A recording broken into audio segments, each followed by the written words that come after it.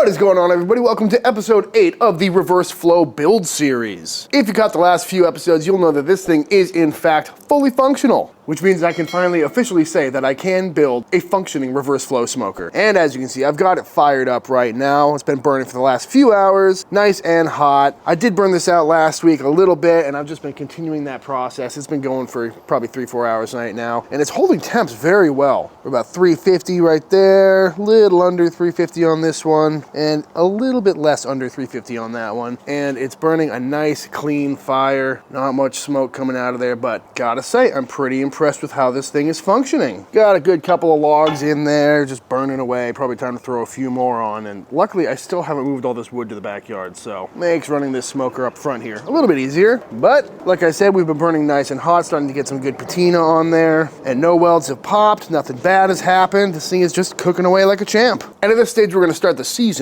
process. While it's cooking away nice and toasty, I'm gonna start with the inside. And to do that is super simple. Just grab yourself any sort of spray oil. This is just some canola oil, but Pam or whatever you got will work. And simply just get everything covered. All sides, all the grates, to make sure you put some down below, get that plate, and this will start cooking on, kind of like seasoning a cast iron pan. I mean, I'm sure you know how to season a smoker at this point. I've got a few videos on it, but whatever you got, if you got some extra beef fat, that would work great. But we're just gonna get this thing completely saturated, including the doors. Grease those hinges up a little bit too while we're here. And just let it cook away. I've already done this once or twice, if you can't tell by the great color. And maintain some temps, burn it nice and toasty, and keep going, coat by coat. All right, so it's been a few days since the last clip, and I have been working on the patina of this pit. And what you're about to see may shock you.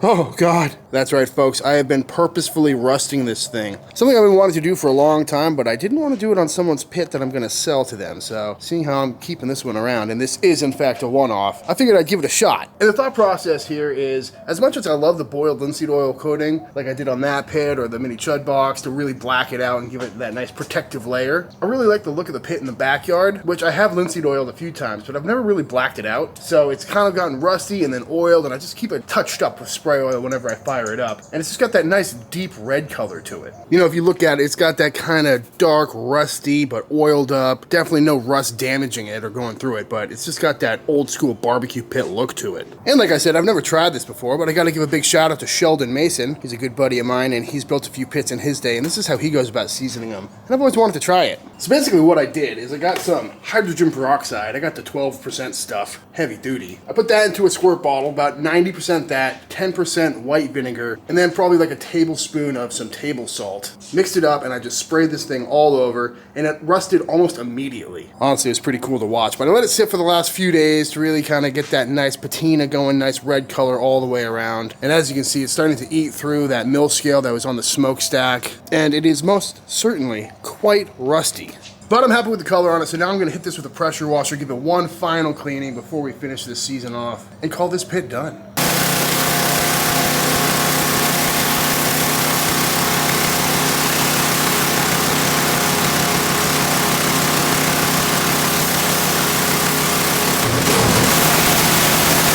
All right, got this thing all cleaned up. Still got a nice little hue of red to it, but got all that dust off. Looking pretty good, although I did realize one pretty big mistake I made, and that is the exchange underneath the plate leads right into the firebox. So if you flood this thing with water, all the water is gonna go right into the firebox, and it totally killed my coal bed. But luckily, I don't think that's gonna be a problem with grease, because that's a slower trickle. But luckily, not too hard to get the fire kicked back up again. Got a nice big pile of logs in there burning away. And now for one last little rusty patina, I'm gonna hit it with this mixture of peroxide, vinegar, and salt one more time. Mostly so you guys can see how fast this works. It's crazy. It just starts rusting immediately. Except for in the middle here, because I oiled that down at one point along the way, but that'll be all right. All right, I think it's finally time to throw some oil on this bad boy. Like I said, just going spray oil today. Might bust out some beef tallow. We'll see how much we need. Just a nice even coating. I should probably mention that whenever you're doing this stuff, you should probably take your thermometers out. I already broke that one. Luckily, I've got a bunch of them floating around the shop.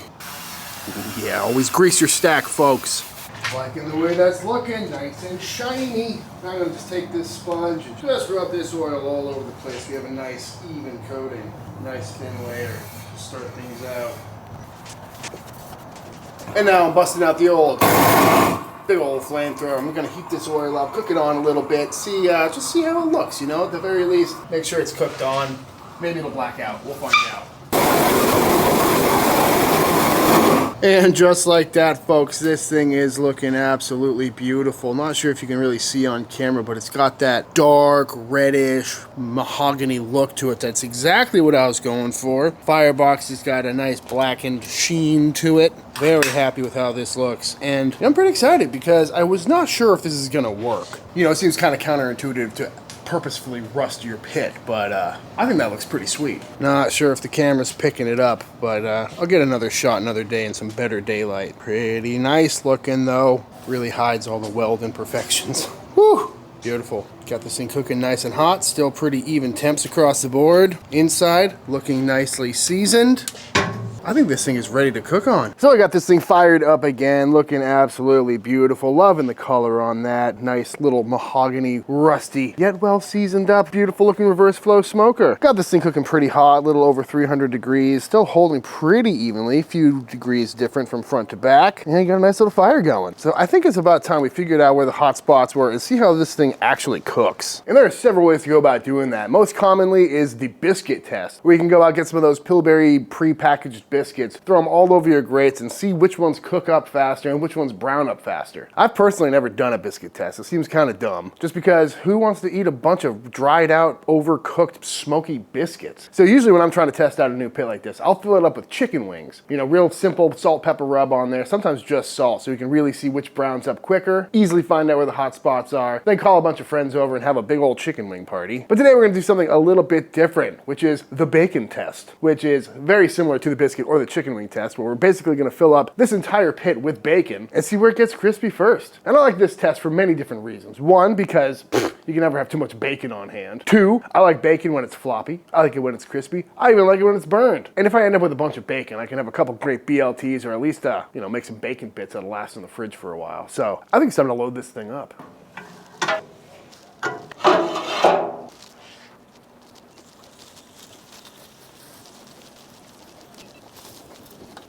All right, fully loaded with bacon. Now we're just gonna shut this thing down and let it cook away, and we'll check back in a little bit. Looking pretty good, cooking pretty evenly. Got some nice smoke coming out of there too. Not too shabby. About 25 minutes in. Everything's starting to render nicely, looking pretty good. And as to be expected, got ourselves a hot spot right up front by the firebox. Everything back here is looking pretty similar, but right up front, we're starting to get some first signs of browning. So I'm gonna flip these over, and looks like this first row will be done a lot quicker than the rest, which is to be expected. You know, the fire is right there. But honestly, I thought that far back end might be the first place to toast up, but not all that surprising. All right, about 30 minutes into this cook here, and I think row one is coming off. Looking nice and crispy, nice and rendered. A little extra smoky too. Down to the back end, a little bit more pale. Even that one in the way back, still got some time to go. But 30 minutes in, right around 300 degrees, row one is coming off. Not too bad. As far as front to back goes though, pretty consistent. All right, we're about an hour into this cook, and most of this stuff is looking real good. Row two looking nice and crispy and fantastic. Row three looking great. These are all looking pretty good, except for these first two that are right by the door. Probably because I don't have the best door seal on this thing, but yeah, I'm thinking all this cooked pretty evenly, front to back, looking good. It's good to know that you can go all the way back there without burning anything too much. Like that one looks just as good as one up here. Pretty happy about that. And I'm kind of excited for some bacon. So right now, this tells me that the cold spot is kind of like right here and right here. So as long as I'm, you know, 2 strips of bacon in, pretty much all the way up to here, should have some nice even cooking temps. I mean, honestly, why cook biscuits when you can end up with a big pile of beautiful bacon? Look at that. Beautiful stuff, nice even cook all the way around. Pretty happy with how that reverse flow cooked this bacon. And now I have a great idea of where the hot spots are. It's BLT night here at the Chud house. Do you know who likes BLTs? Me. The beast.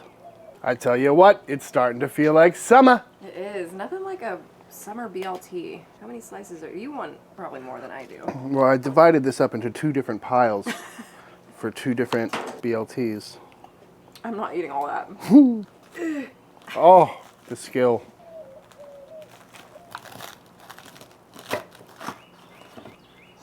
Oh, yeah. I like this whole being behind the camera thing because I'm just snacking on bacon back here. It's a good looking built. Mm-hmm.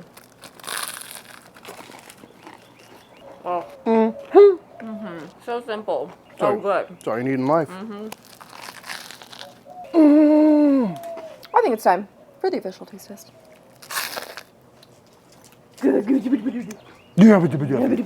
All right, y'all, that is how to season your smoker, get it cleaned up and ready for use, and give it the old bacon test to start learning where your hot spots are and how evenly your cooker cooks. Is it necessary to do a test like that? No, you'll figure it out pretty quickly, just through everyday use, but I'm not mad about having a big pile of bacon in there, I'll tell you what. And of course, there are many ways to go about doing this. This is my first time doing the whole rust your pit, then season it up thing. A lot of times I like to black it out with linseed oil, but you've seen me do that plenty of times, so I figured this time we'd try something different, and I'm super happy with the results. But all that being said, if you enjoyed this video, let me know by hitting that subscribe button, let YouTube know by dropping a like on this video. If you give any of these techniques a try for yourself, be sure to tag me on Instagram at Chuds BBQ. I love to see what y'all are cooking. Big shout out to all the Patreon members. Thank you for supporting Team Chud and allowing me to keep making all these videos. And until the next time I see you, please go cook something outside. Peace!